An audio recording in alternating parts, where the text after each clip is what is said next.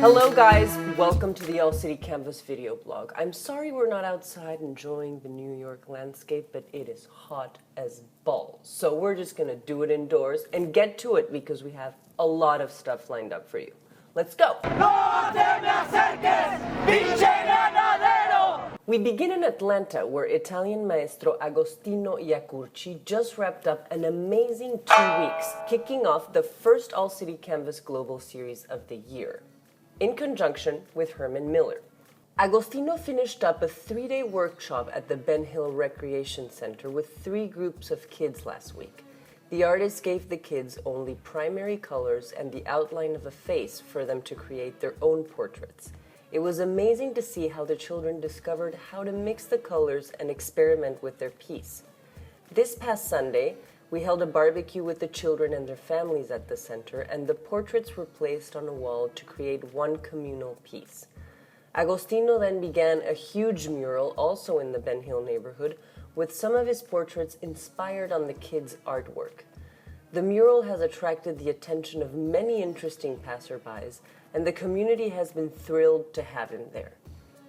Check out our website for the whole scoop, and stay tuned for more All City Canvas Global Series this year.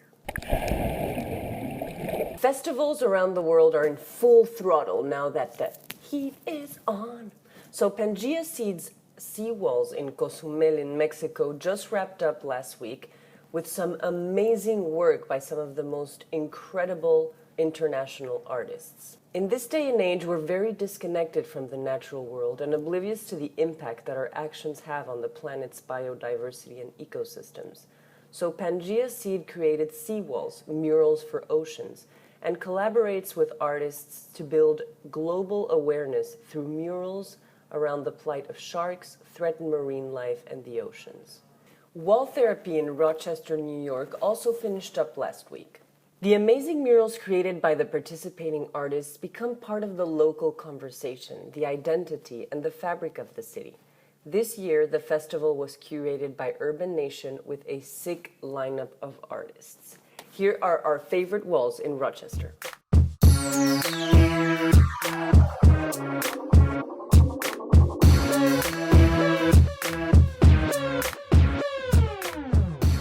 Mexico City, our friends at Mamut are undergoing a very interesting project entitled Anti-Recipe for an Atrium with the Fundación del Centro Histórico de la Ciudad de México. The ingredients for the recipe are the following: 2 local street artists, Sanes and Caguamo, an architect, Lorenzo Álvarez, and a history lover, Carlos Villanueva.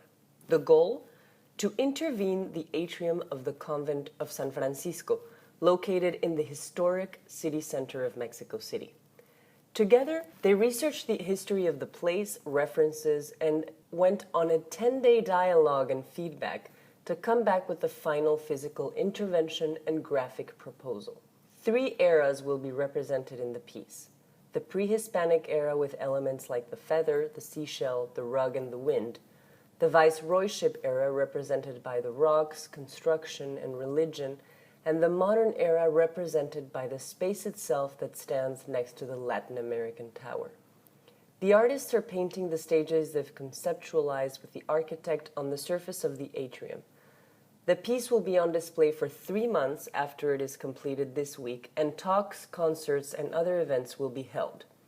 Do not miss it. Check out Mamut's Facebook page and the Fundacion's Instagram to be in the loop for the events.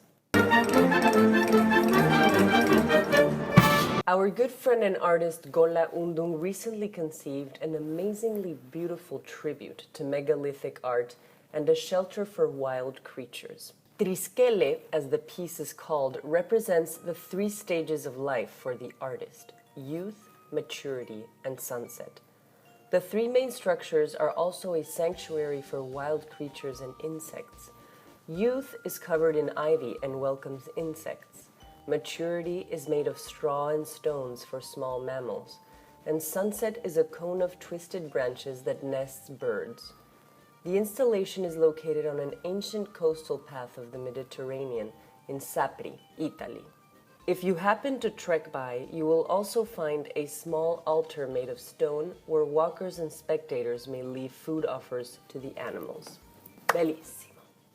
And back in Mexico City, we got to hang in artist Carlito Dalceggio's studio, which, by the way, is an absolute visual and spiritual trip, to see what he's cooking up for this year. We can only reveal that he is undergoing the construction of an amazing installation that will embody a very powerful saying that the artist shared with us. Freedom warriors don't raise flags, they raise themselves. Stay tuned for more on this magical piece. And this week, in the galleries around the world,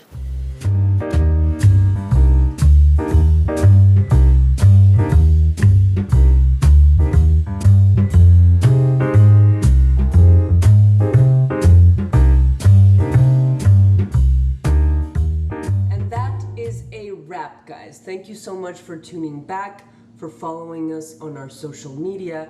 I encourage you to go into our website and check out the blog reviews that have been going on about galleries, artists, very interessante. And I guess I'll catch you guys next week for more.